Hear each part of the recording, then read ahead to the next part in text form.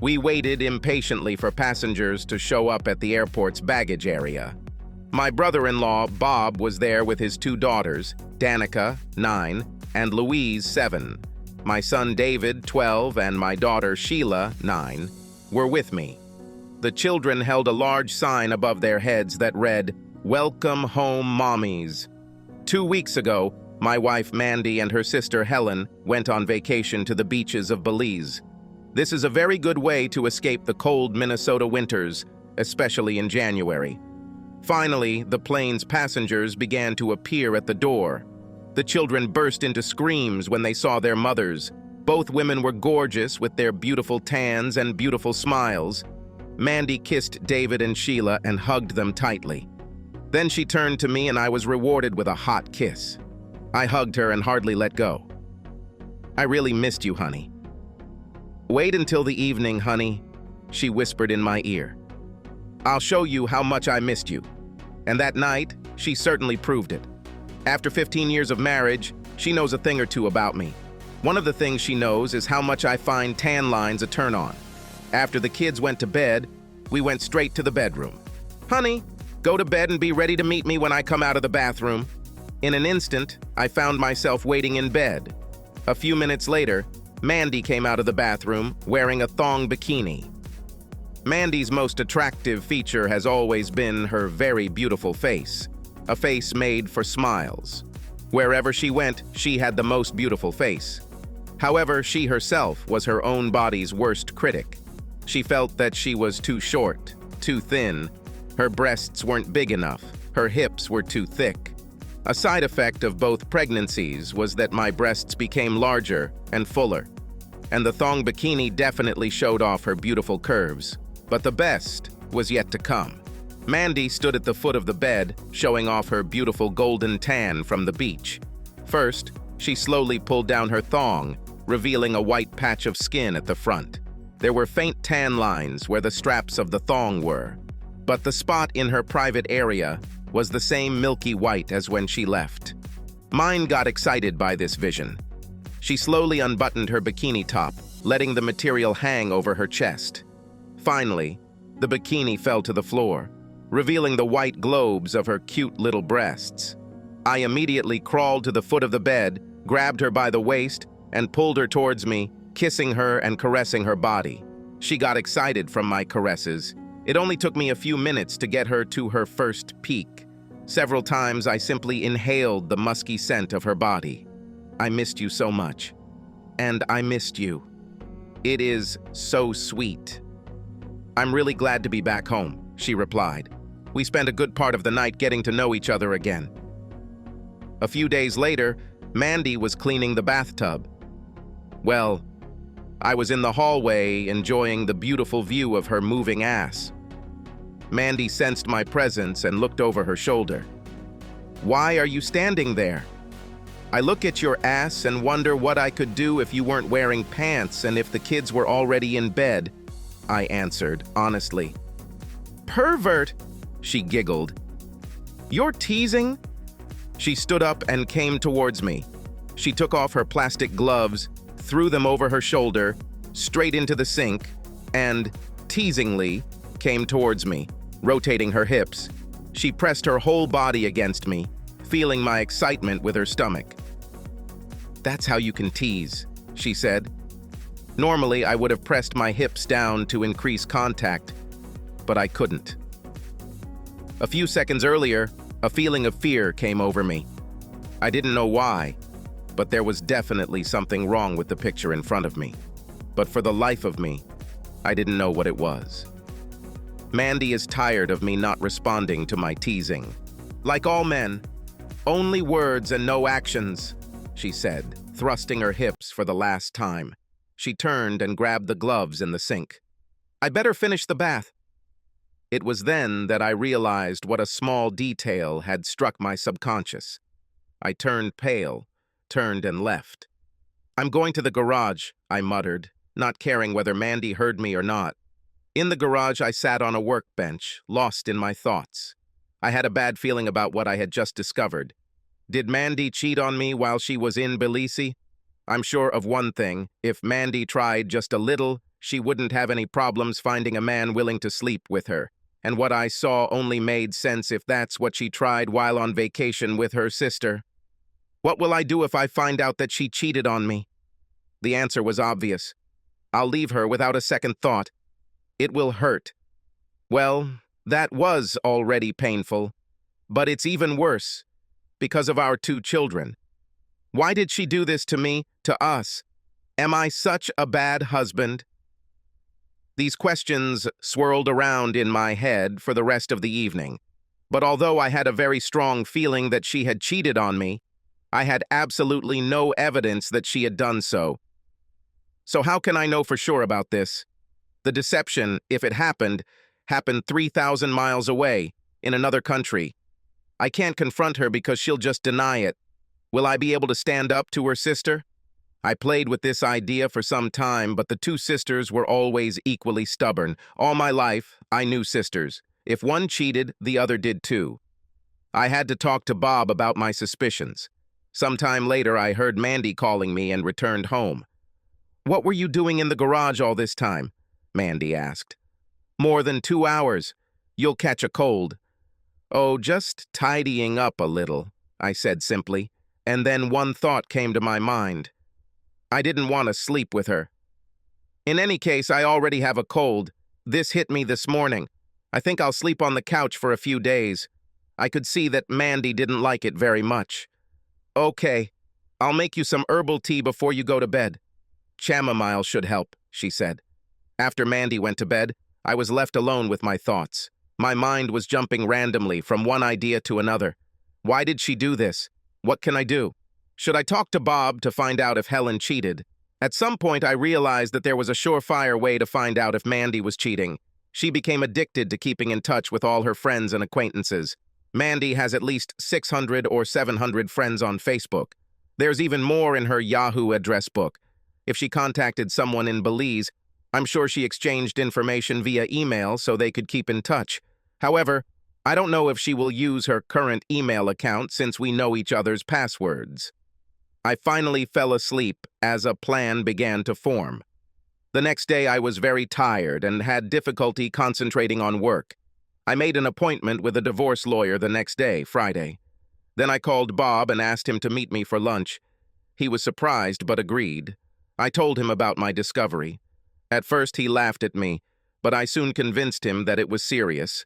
He will try to find out if Helen cheated on him. Claiming a bad case of the flu, I left the office early and returned home at 3 p.m. Immediately, I installed keyboard tracking software on our home computer. A week passed before I was able to find out the truth. Mandy logged into another email account using the username BeachDreams1975. Her password consisted of the names and ages of our children, Shedav92. Just a few days after returning from Belize, she was in daily contact with Brad. The emails were over the top for both Mandy and Helen. Helen also slept with a guy named Steve. I forwarded all the emails sent and received by Mandy to myself, and then erased all traces of my surveillance. I then sent Bob several emails from my email account. I learned that they had sex almost from the first day in Belize, and they even switched partners several times. They were already talking about meeting again next month in Chicago. The girls will pretend they're going shopping, and the 2 idiots, longtime friends, will pretend they're going to watch the Chicago Blackhawks. A quick search of Mandy's Facebook page and Helen's page turned up 2 recent friends, Brad Simmons and Steve Reiner, both from Illinois. Both are married. I have you in my hands, you idiots. I had a difficult task to complete. Bob denied that Helen and Mandy were cheating. He kept my suspicions a secret, but never truly believed that his loving wife would cheat on him. I understood his position. Looking at Mandy's behavior towards me and the children, it was hard to believe that she was going to end the marriage. She seemed so loving and caring that I sometimes believed myself to be wrong. It definitely helped as I had to resume regular sex. I called Bob at work. "Hi, Bob. This is Jack," I said. "Can you log into your personal email account from work?" "Certainly. Did you send me something?" "Yes. Read all the letters and call me back." I waited half an hour for his call. "Damn thing," Bob shouted over the phone. "I'll kick her to the curb tonight." What a creature. I love this woman. I would do anything for her. "Calm down, Bob," I asked him. "I have a plan, and I need your help. We can't let them know what we know." "I can't. I just cannot. I have a need to hurt her very much," said Bob. "We'll do it, Bob. We'll do it. I can promise you that. But for now, pull yourself together. Call home and leave a message saying you're working late tonight. We'll meet in a pub in the old town, and I'll tell you about my plans." Later that evening, Bob and I held our first war council. "Bob, what could harm our wives? Besides a kick in the ass?" "Except any form of violence," I said.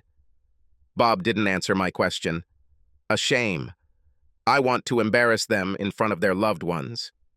You know our father-in-law, Tom, is crazy about his 2 girls," I told Bob. Bob agreed. "This is a well-known fact. But you also know what he hates most in life, even more than the IRS." A knowing smile appeared on Bob's face.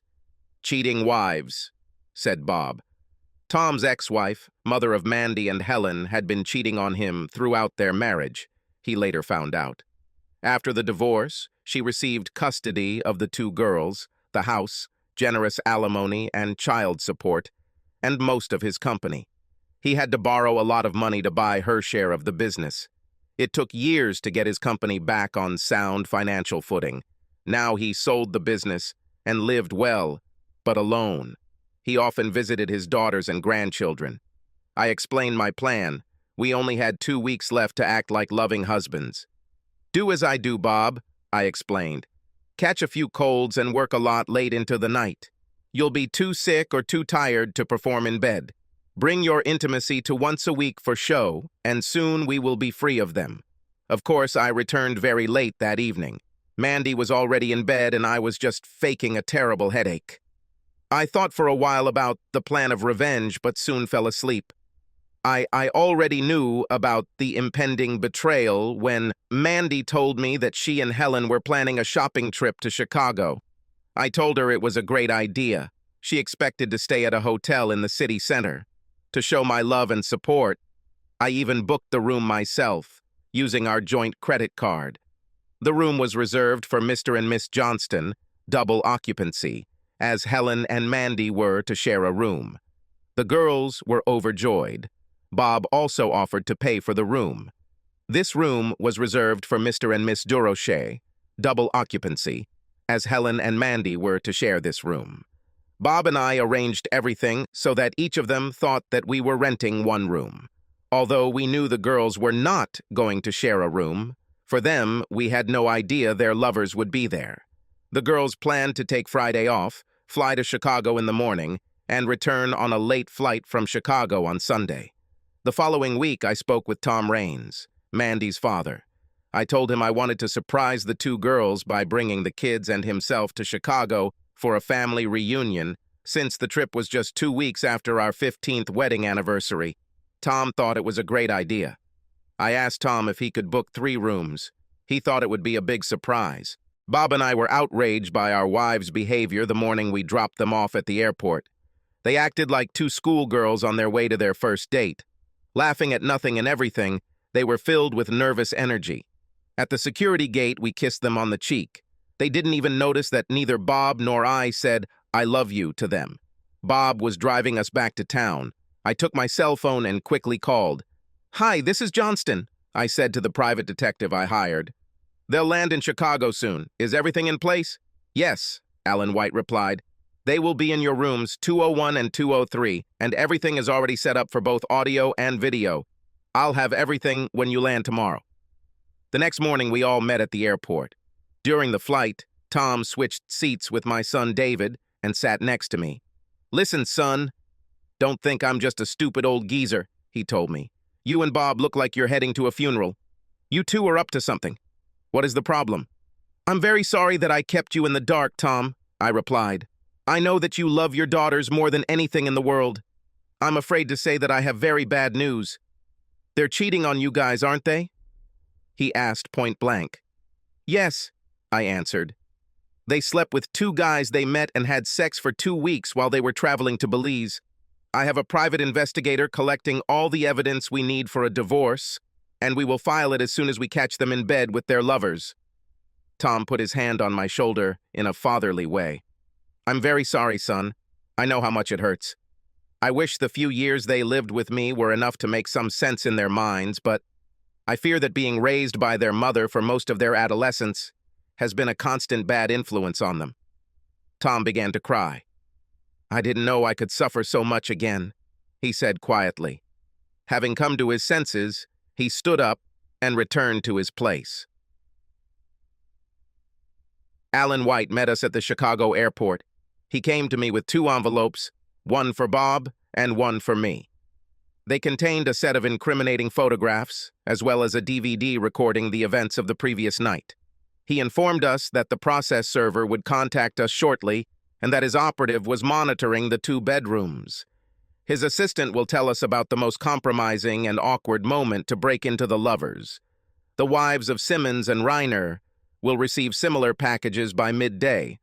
Bob and I asked Tom and Alan to look after the children for a while. We needed to see how bad it was. My heart sank when I saw Mandy in every sexual position imaginable. There was even a double penetration photo from 2 idiots.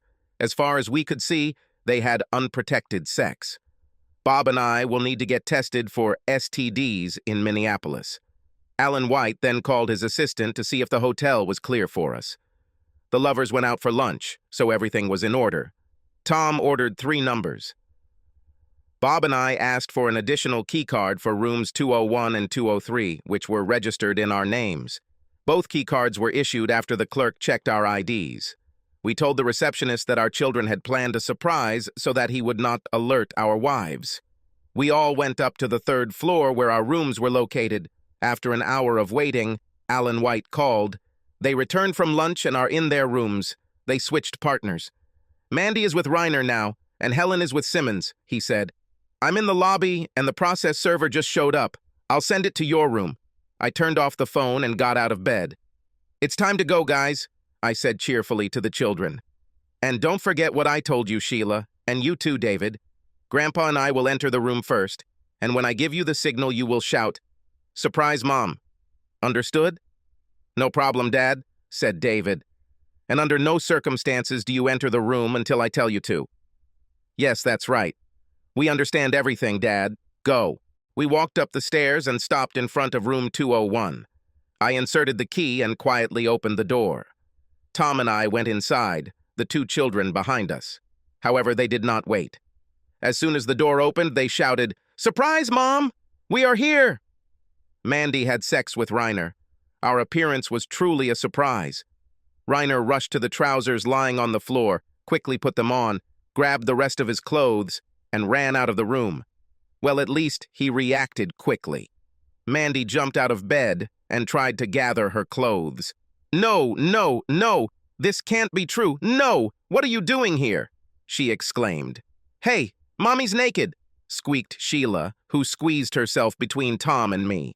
I snapped my finger. The process server entered the room. "Mandy Johnston?" he asked the only naked woman. "This is my mother," Sheila said, trying to be helpful. The processing server handed her an envelope. "You've been served," he said, and took a photo of Mandy holding the envelope, trying to hide her breasts. He left. "Come on, children. Let's leave Mom while she gets dressed." We left the room. Mandy was crying on the floor. She knew all too well what was in the envelope. Bob and his children were in the hallway. "Bob," I said, "this is your show now." Things didn't go so well with Helen. Simmons was the aggressive type. When he was pulled away from sex, he became very angry at the intruders. He hit Tom in the face. Bob needed no more incentive to express his disappointment, and the first thing Simmons felt was Bob punching him and Helen scratching his face in defense of her father. It was one decent gesture on her part to protect her old man. I walked into the room, grabbed Simmons and threw him into the bathroom, away from the kid's eyes, throwing his clothes after him. "Get dressed and get out of here, asshole," I said. Tom, Bob, and the children left the room.